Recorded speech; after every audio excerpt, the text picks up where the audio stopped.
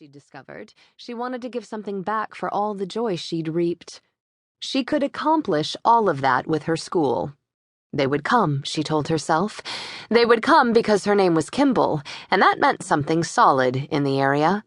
They would come because her name was Kate Kimball, and that meant something in the world of dance. Before long, she promised herself, they would come because the school itself meant something. Time for a new dream, she reminded herself, as she turned around the huge, echoing room. The Kimball School of Dance was her new obsession. She intended it to be just as fulfilling, just as intricate, and just as perfect as her old one. And it would, no doubt, entail as much work, effort, skill, and determination to bring to life. With her hands fisted on her hips, she studied the grime-gray walls that had once been white. They'd be white again. A clean surface for displaying framed posters of the greats. Nureyev, Fontaine, Baryshnikov, Davidov, Banyan. And the two long side walls would be mirrored behind their bars. This professional vanity was as necessary as breathing. A dancer must see each tiny movement, each arch, each flex, even as the body felt it. To perfect the positioning. It was really more window than mirror, Kate thought, where the dancer looked through the glass to see the dance. The old ceiling would be repaired or replaced, whatever was necessary. The furnace, she rubbed her chilly arms, definitely replaced.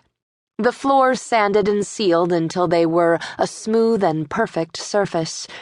Then there was the lighting, the plumbing, probably some electrical business to see to.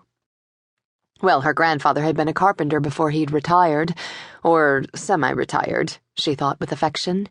She wasn't totally ignorant of what went on in a rehab situation. And she'd study more, ask questions, until she understood the process and could direct the contractor she hired appropriately. Imagining what would be, she closed her eyes, dipped into a deep plie. Her body, long and wand slim, simply flowed into the movement until her crotch rested on her heels, rose up again, lowered again. She'd bundled her hair up, impatient to get out and take another look at what would soon be hers. With her movements, pins loosened, and a few locks of glossy black curls spilled out. Freed, they would fall to her waist, a wildly romantic look that suited her image on stage. Smiling, a bit dreamy, her face took on a quiet glow. She had her mother's dusky skin and high, slashing cheekbones, her father's smoky eyes and stubborn chin. It made an arresting combination, again a romantic one. The gypsy, the mermaid, the fairy queen. There had been men who'd looked at her, taken in the delicacy of her form, and had assumed a romanticism and fragility, and never anticipated the steal. It was always a mistake.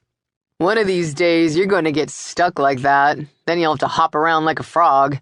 Kate sprang up, eyes popping open. Brandon. With a full-throated war whoop, she leaped across the room and into his arms.